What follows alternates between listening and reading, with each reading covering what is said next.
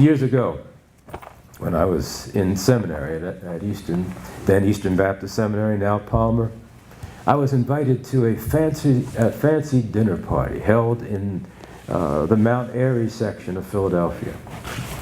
And the person who hosted the party was Esther Bissell, Bissell Carpets, super phenomenally rich person.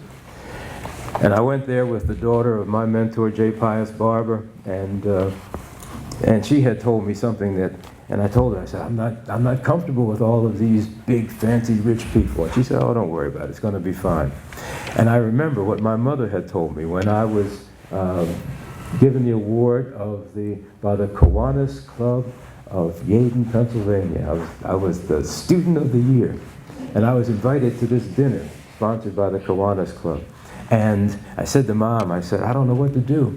She said, it's real simple. Whatever the white folks do, that's what you do. So, like that.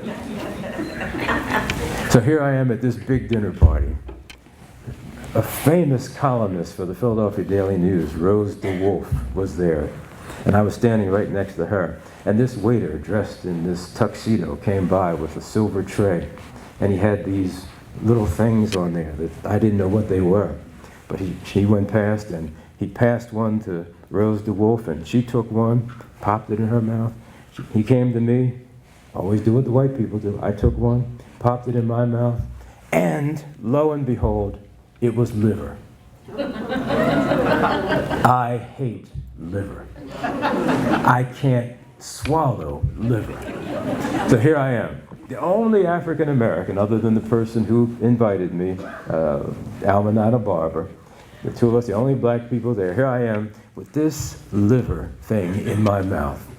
I can't spit it out. I can't swallow it. I don't know what to do with it. And as I'm standing there with this terrified look on my face, Rose DeWolf turns to me and says, it's liver pate. She said, we all hate it, but we all eat it. Babylon can be so seductive. Well, here we are. Will President Barack Obama be seduced by Babylon's glories? And I thought about Isaiah.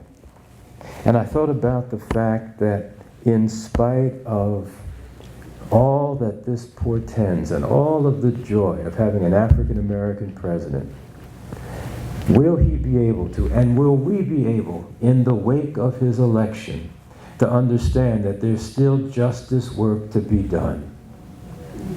And it's hard. I've been reading with interest the things that Mr. Obama has had to face, as he has been vilified by the right-wing press. I've read with interest as he was forced to turn on his pastor and friend and mentor prior to becoming president, but now it's maintained to his presidency.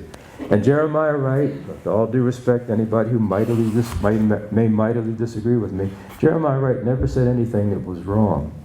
Amen. What he said was that America owes some dues for its racist and its sexist and its classicist background. That's all he said. Now, whether he should have used more polite language, that's another story, and I'm not here to debate that. But to force Barack Obama to distance himself from his pastor because his pastor's words didn't fit the Babylonian palate, to me is an indication that we still have not yet arrived.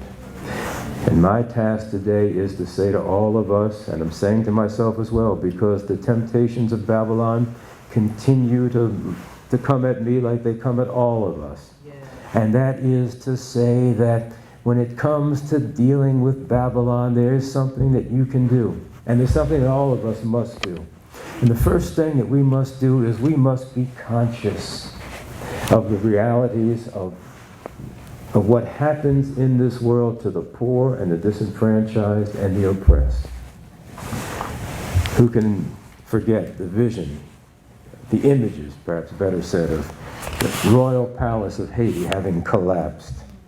The beautiful pictures against that blue sky that had been shot all around the world, broadcast all around the world. And then that same palace looking as though it was ground zero in Hiroshima or one of those places during the war. and to see the destruction, but to realize that much of the destruction is the result of a nation that is so dirt poor that it can't even afford the basic construction principles that we in the West take for granted. And so when people have families and the family has children, you take a house that's already unstable and you put a second floor on it that's unstable and then a third floor on it that's unstable. It's not because the people are immoral. It's because we live in a world where have-nots are expendable. When you look at that destruction, you realize that there is work to do. And how do we do that work? We do that work, first of all, by becoming conscious. We cannot be at ease in Zion. Oh, Babylon will seduce you with its ease. It's such an easy place to be.